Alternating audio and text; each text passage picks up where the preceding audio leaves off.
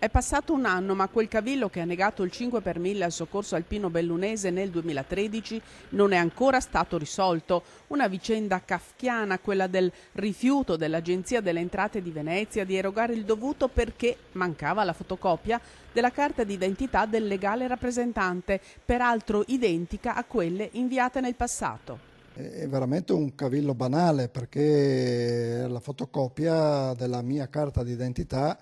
che noi siamo sicuri di averla spedita, poi adesso non voglio fare polemiche, però insomma sentirsi penalizzati per questo, insomma bastava chiedere un'integrazione se proprio non ci fosse stata legata questa fotocopia. Insomma, mancano sempre all'appello i 15.000 euro che i contribuenti hanno garantito con il 5 per 1000 della dichiarazione dei redditi, soldi che il sodalizio riserva alle spese di addestramento, formazione dei volontari e sostituzione dei materiali. Ogni piccolo aiuto serve, chiediamo alla nostra alle popolazioni, alle nostre vallate un aiuto,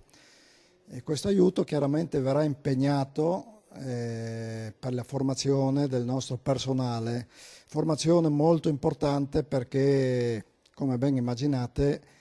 più siamo formati e più siamo preparati a intervenire a favore delle nostre popolazioni e di chi frequenta le nostre montagne. Lo scorso anno ci pensò il Comune di Cortina a tamponare la falla con una donazione equivalente, ma la questione resta sempre aperta, mentre resta valido l'invito ai contribuenti a devolvere il 5 per 1000 al soccorso alpino, sodalizio che nel bellunese quest'anno festeggia i suoi 60 anni di vita e di storia, volontari che rischiano la vita per salvare quella degli altri.